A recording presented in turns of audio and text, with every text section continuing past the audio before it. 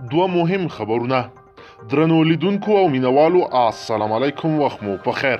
لومړی خبر، غور ولایت د دولتیار ولسوالۍ ولسوال موسی کلیم وایي د دولتي ځواکونو د عملیاتو له کبله 800 کورنۍ له خپلو سیمو بېځای شوي چې اوس په ډیر بد حالت کې دي. د ولسوال په وینا دغه کورنۍ د یادې ولسوالۍ مربوط له سمک سیمې څخه له تیرو 5 ورځو راهیسې بېځای شوي چې ځینې د ولسوالۍ مرکز او یو شمېر نور یې شاوخوا سیمو ته تللي دي. نوموړی زیاتوي دغه کورنۍ چې تعداد یې 800 ته رسیږي د دولتي ځواکونو د عملیاتو د وحشت له ویرې خپل کورونه پرېښي او نورو سیمو ته کډه شوي دي. د ولسوال په وینا د ډیرو خلکو کورونه، لرګي او فصلونه سوځېدلي چې عاجلې مرستې ته اړتیا لري. دغه راز د سیمې اوسیدونکي وایي چې وړمه شپه یې پر کورونو جنګي الوتکو بمبار کړی چې له کبله یې 40 کورونه په بشپړ توګه ویجاړ شوي دي. د میرزا جان په نوم د دولتیار اوسیدونکي وایي په دغه بمبارۍ کې ښځو او ماشومانو ته هم مرګ ژوبله اوښتې ده.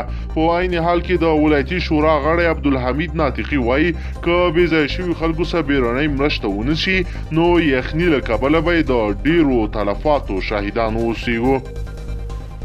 دوهم ډیر ښه خبر، د سوداګرۍ او صنایعو وزارت وایي د هوایي دهلیزونو له لارې تر اوسه 10,000 ټنه بېلابېل توکي بهرنیو هیوادونو ته صادر کړي دي.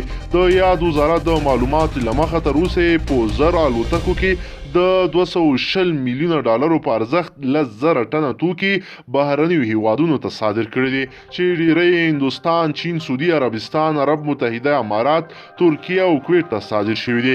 همدارنګه د هوایي دهلیزونو له لارې ځینې توکي د اروپایي هیوادونو لکه جرمني، سویس، رومانیا، سویډن، فنلند، هالند، فرانسه او انګلستان ته هم صادر شوي دي. د سوداګرۍ وزارت وایي چې یوازې په تیر نومبر میاشت کې په 100 الوتنو کې د 40 میلیونو ډالرو په ارزښت یې 1022 ټنه توکي نورو هیوادونو ته صادر شوي دي. د سرچینې د معلوماتو له مخې تیره میاشت هندوستان ته په 32 الوتنو کې 40 ټنه انار، زعفران، هند، زوزان، انګور، خټکي، بادام، پسته او غالۍ استول شوي دي. همدارنګه چین ته په 28 الوتنو کې 629 ټنه جلغوزي، اروپایي هیوادونو ته په 19 الوتنو کې 1 ټنه انار، غالۍ، لاسي صنایع، قرقل، بادام، طبي توکي او د پسه، څرمن او توت صادر شوي دي. له بل لوري انګلستان ته په 6 الوتنو کې 11 ټنه وچه میوه، قالین او لاسي صنایع، اماراتو ته په 9 الوتنو کې 18 ټنه انار او بادام، سعودي ته په 2 الوتنو کې 15 ټنه انار او وچه میوه، ترکیه ته په 2 الوتنو کې 4 ټنه څرمنې، کویت ته 2 ټنه غالۍ او اوکراین ته 1 ټن غالۍ استول شوي دي. د ګډ حکومت په راتګ ځینو آسیایي او اروپایي هیوادونو ته د هوایي دهلیزونو پرانیستل شول چې د وچو او تازه میوو په ګډون لسګونه ټنه طبي بوټي هم بهرنیو هیوادونو ته صادر شول. د اقتصادي چارو کارپوهان وایي د هوایي دهلیزونو لګښت ډیر دی او سوداګر پکې د ګټې پر ځای زیان کوي. درنو لیدونکو، که چیرې غواړئ چې ورته تازه، مهم او لنډو پیښو څخه ځان خبر کړئ، زموږ چینل د سره ضرور سبسکرایب کړئ او ویډیو لایک کړئ. له توجه مو یوه نړۍ مننه.